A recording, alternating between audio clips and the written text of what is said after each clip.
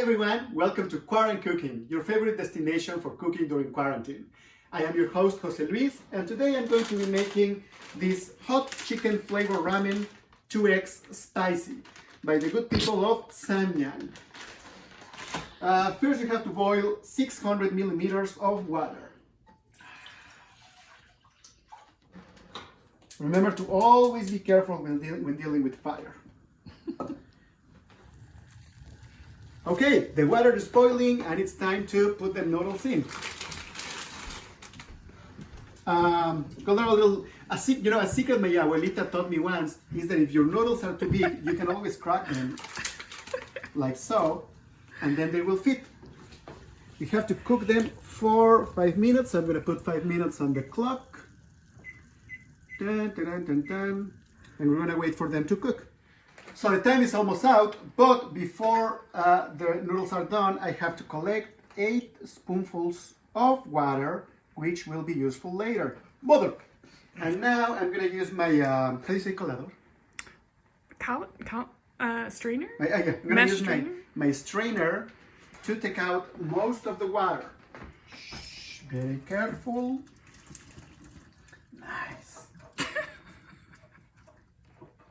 And then you return them to your pot.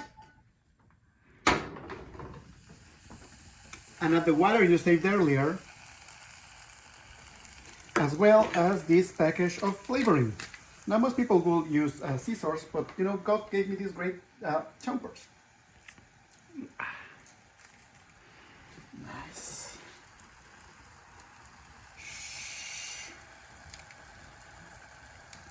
You're gonna stir fry for about 30 seconds.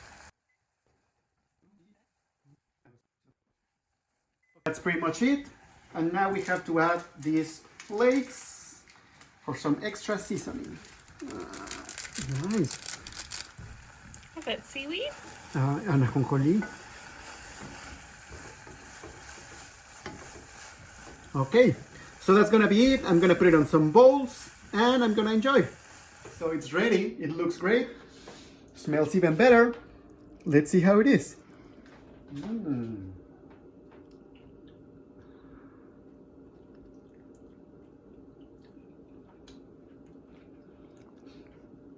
Mm. That is spicy.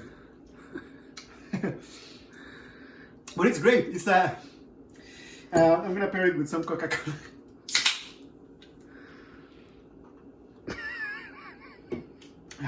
That's nice.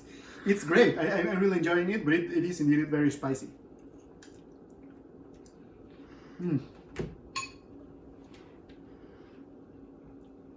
Thank you so much for watching. See you next week.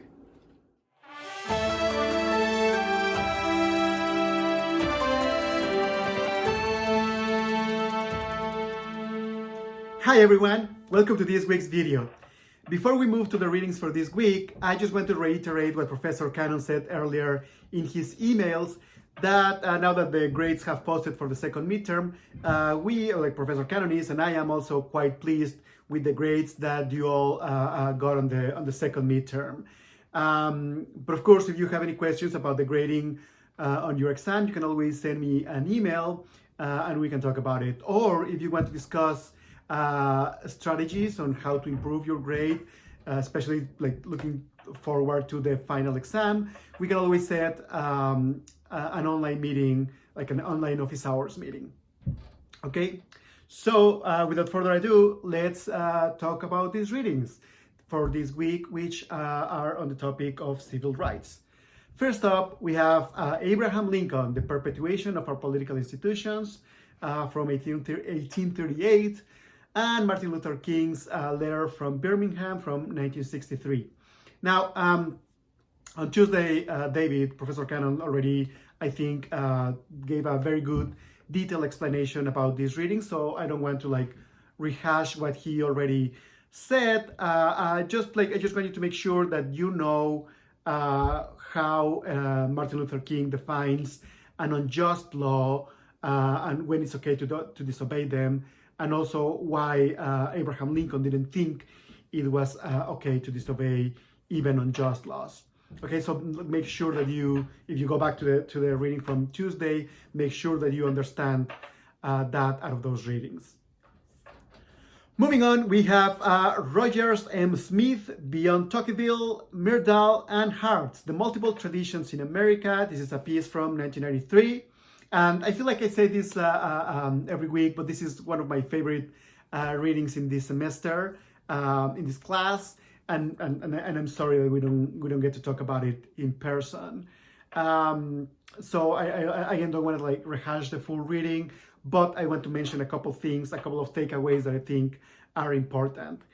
The first one is that, like, as I always mention when we talk about, or not always, but like often mention when we talk about this during debate readings, a lot of the times the authors are trying to debate or argue against established idea or against a conventional wisdom.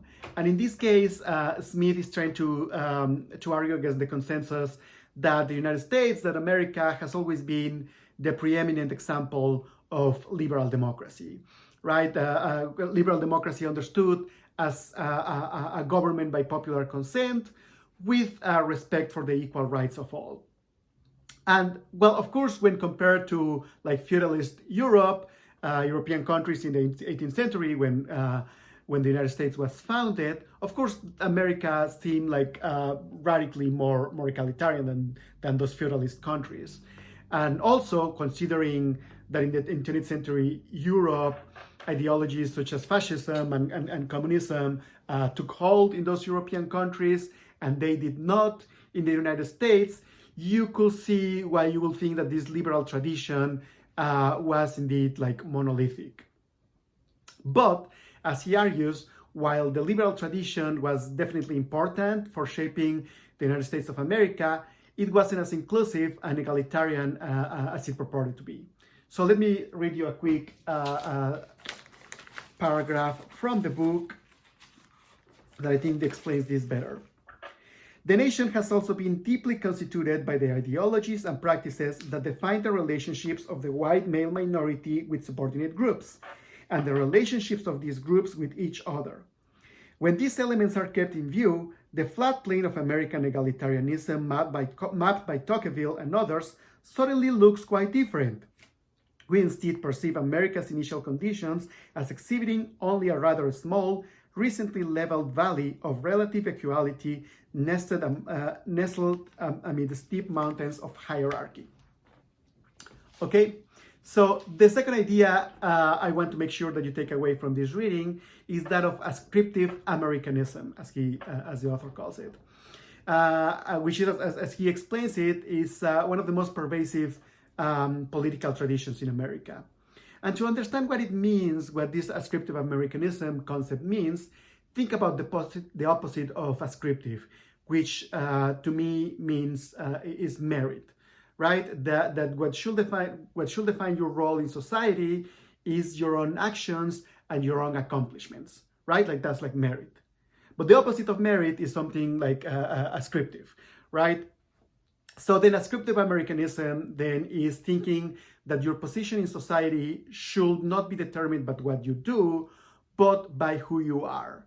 And as the author explains, throughout American history, people have come up with both religious and pseudoscientific explanation to justify why their race or their ethnicity or their religious practices are superior to others and should thus define their role in American society. The next reading I want to talk about is Barack Obama's remarks by the president at the 50th anniversary of the Selma to Montgomery marches. And if you have the time, I recommend that you look up this speech on YouTube. So you can, it's like the exact same speech that he gave and the President Obama gave, and you can see him giving it in Selma. And I think it's very interesting because, you know, whatever you think, whatever your opinion is of President Obama, I think it's hard to argue that he is, it's hard to deny that he's a very good public speaker. So look it up if you have the chance. And I think this speech is quite interesting because it presents a somewhat optimistic view on civil rights in America, and makes an argument in favor of what you could call incrementalism, right? That even though America, when it comes to civil rights, is far from perfect, that it has given many steps in the right direction. And at no point I think is more evident, more evident than when President Obama talks about the shooting of Michael Brown by a police officer in Ferguson, Missouri, which had happened a few months before this speech. So let me again read you a quick quote of what he's saying here.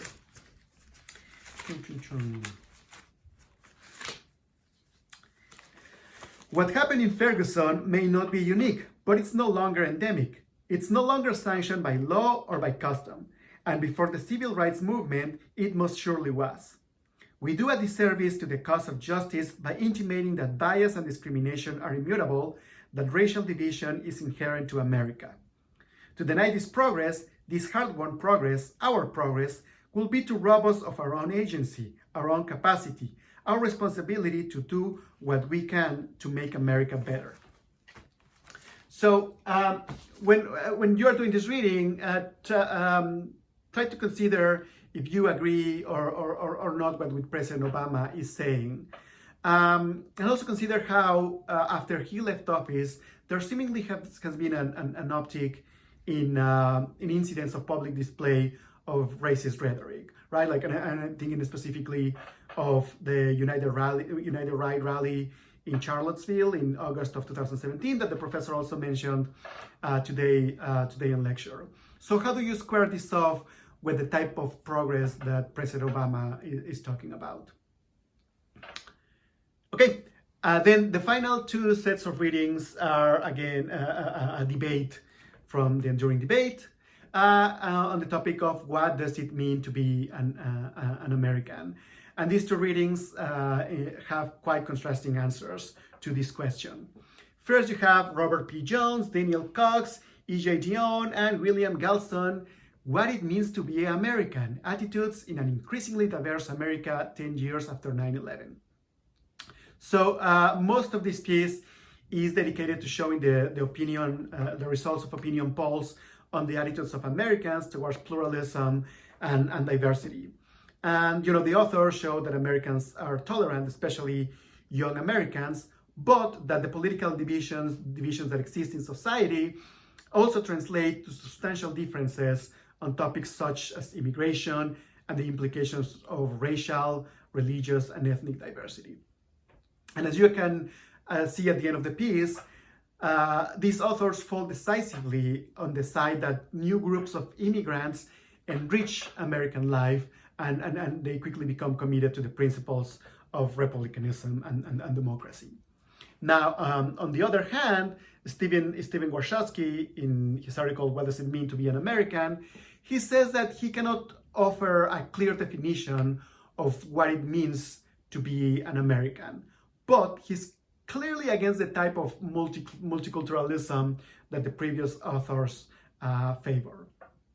For him, immigrants should, for starters, obey the law, hold a job, and speak English.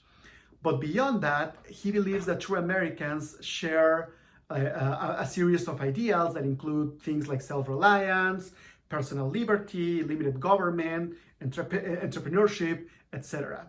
And here is why you can see why Warshawski's ideas can be somewhat controversial, right? Because he's saying that for people that were born in the US, but especially for immigrants, obeying the law, paying your taxes, that is not enough to be to actually integrate into society and to be considered a true American, right?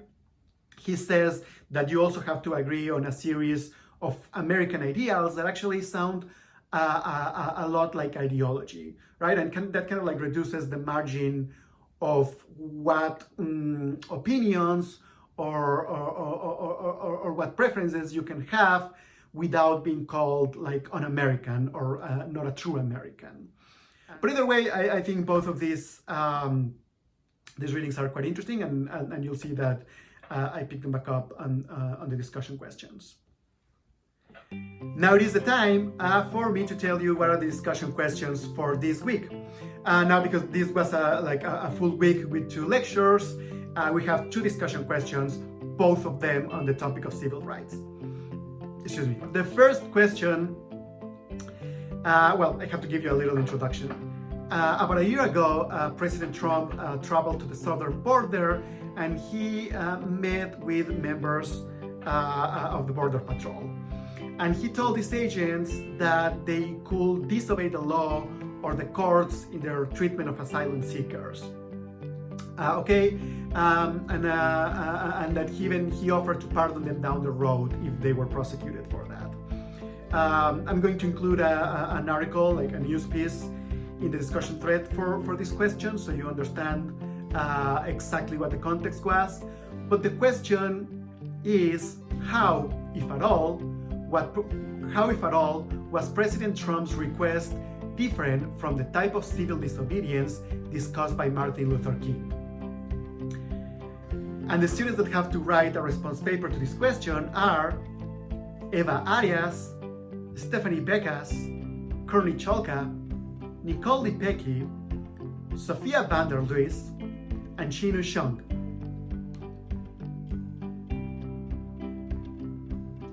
Now, the second discussion question, I took it directly from the discussion questions on the enduring debate, and is as follows.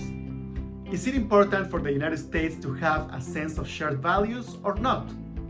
What are the risks and benefits for individuals and the country of having a sense of shared values? The students that have to write a response paper for this question are Daisy Brown, Michael Combs, Spencer McCown, Morgan Pagankoff, Annabella Rossiglione, and Liz Schmidt. And again, I am so sorry if I am butchering the pronunciation of your last names. So the deadline for the students that have to post a response paper is Monday, April 13 at midnight, and the deadline for everyone else to post a reply to their preferred response paper is Thursday, April 16 at midnight. And remember that you only have to post 1 comment per week. So you either have, if you're one of the people that I just mentioned, you have to write a response paper. And if you didn't mention your name on either question, then you have to post 1 reply to either question. Okay, you don't have to post a reply to both questions. You just have to look at the questions and whichever topic you find most interesting, you find the response paper that you think is most compelling, and then leave a reply to that. That's going to be it for today. See you next week.